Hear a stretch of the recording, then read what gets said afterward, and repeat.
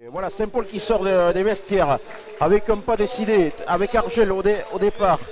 Oui, ensuite, nous avons l'équipe du Boucau qui sort avec elle a toujours Gonzalez qui est Cordobès, pardon, qui est toujours le premier. Hein. On voit le positionnement des Saint-Paulois. On a vu ces derniers temps beaucoup de partage des avants sur le coup d'envoi. Eux restent dans une situation plus classique.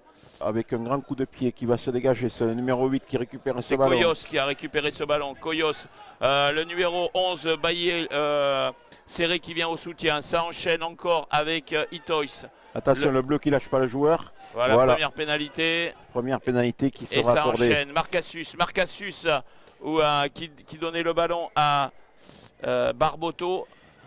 Mais monsieur l'arbitre va revenir à la pénalité. Elle prend la direction des poteaux et passe entre les perches. Ça va enchaîner. Oustalé avec Rémi Hugues qui vient plein fer. Qui va créer un point de fixation qui a cassé deux plaquages déjà. Et ça enchaîne encore, même sens côté BTS, pénalité. Et oui, le soutien était en retard. Et toujours le capitaine qui est là à l'arrachage. Elle va passer au milieu des poteaux. Et ça joue côté fermé. Côté fermé avec Trébuc qui joue au pied. Qui récupère l'Oustalé qui se jette dessus, qui récupère le ballon. Attention. Seyss qui essaye de mettre les mains, mais monsieur l'arbitre lui interdit. Itois, encore lui, attention. C'est un bleu qui a ramené le ballon derrière. C'est un bleu qui a ramené le ballon. Et le Loir qui a été le recherché. Et le Loir qui est pénalisé, qui reste sur le joueur. Donc c'est une faute délibérée. Ça pourrait être un carton blanc là. Il a empêché donc le ballon de pouvoir vivre. Et ça enchaîne avec Itois. Itois qui repart, mais Rémi Hugues qui met un énorme stop à Itois. Ça va aller chercher. Et voilà sur le côté, une combinaison entre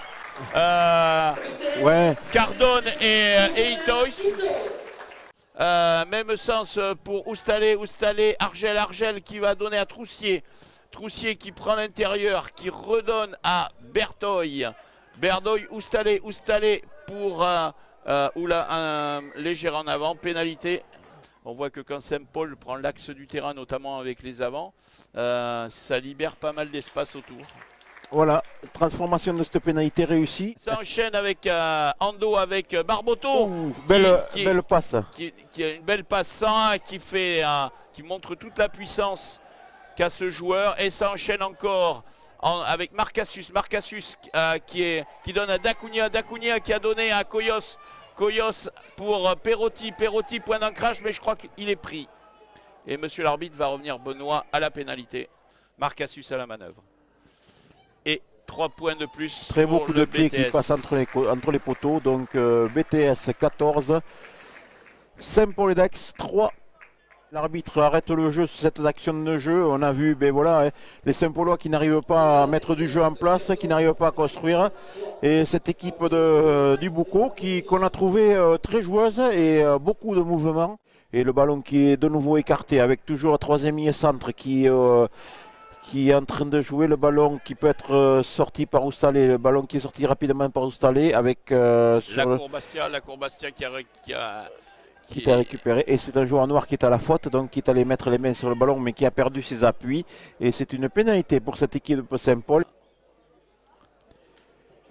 avec un beau coup de pied qui passe très haut entre les barres et qui permet à cette équipe de Saint-Paul de marquer 3 points de plus. Et donc ça écarte de nouveau, donc avec à la manœuvre Dacunia qui donne sur... fin de passe de Cordobès. Cordobès qui porte ce ballon dans les 22, qui est allé au sol.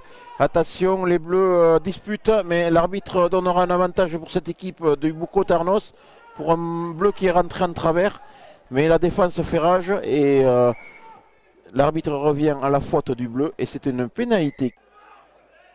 Avec un fond de touche de nouveau qui est fait avec... Et c'est du numéro 7 Perotti.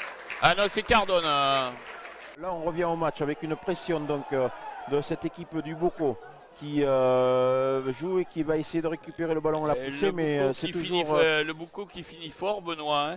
Oui. Malgré la possession de balle pour Saint-Paul, mais en défense il circule bien. Il y a une bonne communication, voilà, on va chercher très haut. Et on essaye de se replacer. Ça enchaîne Florian Argel qui essaye d'enchaîner. Ah, bien joué avec Troussier. Florian Lajournade qui est arrivé plein fer. Mais attention, voilà encore l'exemple qu'on citait, la finition. Peut-être un pied pour Jesse Oustalé. Jesse Oustalé qui marque. Et voilà, l'essai de Saint-Paul-et-Dax qui va leur permettre de remonter jusqu'à 11 points, à 10 points en attendant la transformation. Avec Jesse qui tape ce coup de pied qui va passer à gauche des poteaux. Ben c'est ici, vous allez assister à ce match, donc sur la victoire du Boucau-Tarnos chez eux sur le stade André Maille, sur le score de 21-11 contre cette équipe Saint-Paul.